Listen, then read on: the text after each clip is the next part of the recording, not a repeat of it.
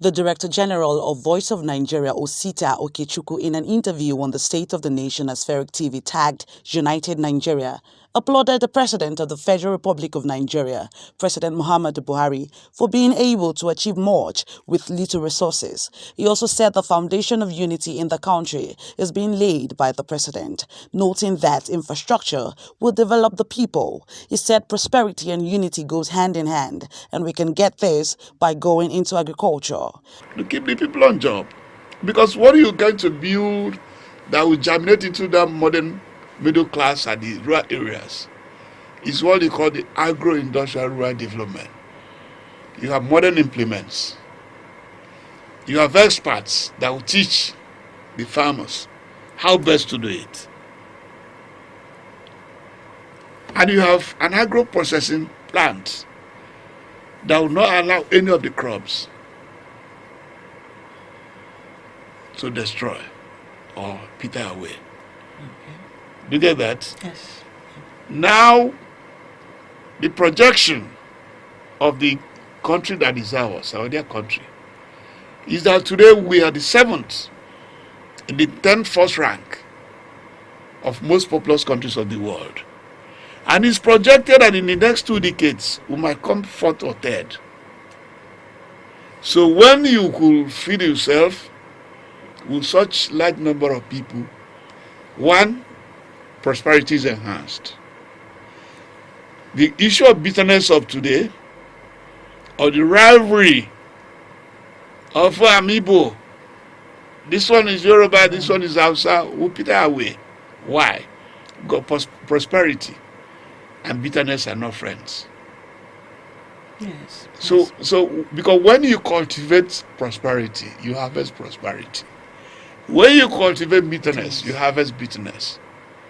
And the bitterness of the old we've cultivated, we will not know when it will disappear. Because the struggle is not about the petrodollars. The struggle is for you to identify which crop is more fertile in my area. So your competition changes. It's going to be dialectical. It's unimaginable what is going to happen when those equipment arrives in Nigeria. Because the Federal Ministry of Agriculture have planned in such a manner, excuse me, that is going to be located in about 770 something hiring and service centers. That is to say, it is going to be in the private-public partnership. The government, yes, because of the huge assets of the government, is going to go into G2G with Brazil to return those equipment to the country or whichever country. Then the private sector will partner with the government so that it will not be like importation of the old, where you go to some local government today, you will be passing a local council, you find a lot of tractors abandoned.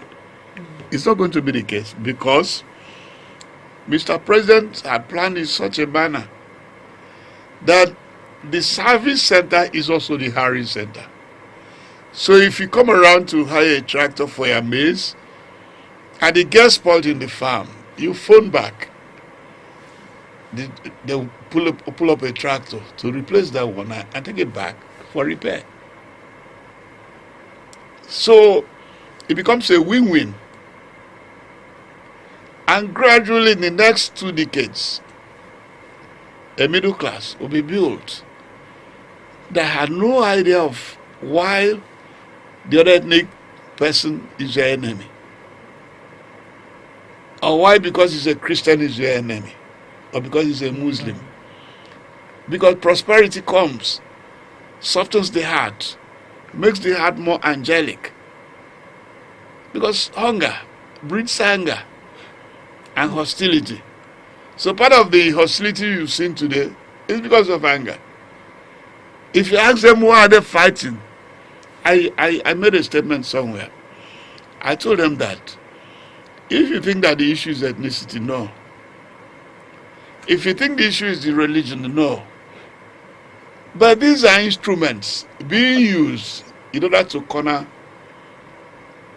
public funds. The instrument is different from the main issue. The main issue is that people are poor, hungry, and angry.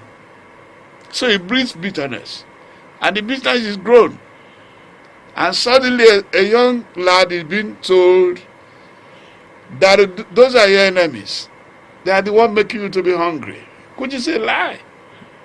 Blatant lie. So we're going to get over it by the next phase Nigeria is going, where we now have people who are in land matters, who rely on the land. And those who are in IT, entertainment, to entertain those working people, they will be better than they were today in a prospered Nigeria that Mr. President is laying the foundation. When asked the reason for the clamor of disintegration in Nigeria, he said, and I quote, "The clamor for disintegration is the struggle for the oil revenue. The oil revenue is going. That is why the clamor has intensified, because it's a last battle of who gets what, when, and how." No, the clamor of integration is still the struggle for the oil revenue. Just the oil But unluckily,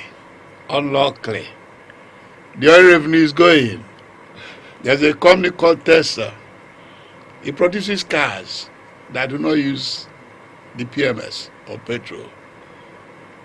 It's coming to fruition. There's also the electric cars that have no business with the PMS or petrol. So those are the dynamism of technology and science. So by the time we are heading towards them, a lot of people will come to, at the end of the day, to the truth of the matter, that that era will sooner than later become a past era. So the clamor had been, that's why you could see us trooping to Abuja every month. All the governors of the whole federation coming to show what they call the national cake. And going by the revenue formula, the federal government of Nigeria gets the larger chunk of about 52 points. The state government gets about 26 points. The local councils get about 20. So between the state and the local council, they have about 47%. What the federal government has the other, outside the derivation fund and the ecological fund that is distributed by the federal government to the states. Because the federal government do not have any plot of land that is in charge except in federal capital where we are. He advised Nigerians to think beyond the petrol dollars. He also made reference to the platform placed by the government to encourage Nigerians venturing into agricultural sector with ease. Dayo Olujunwo reporting for Aspheric TV.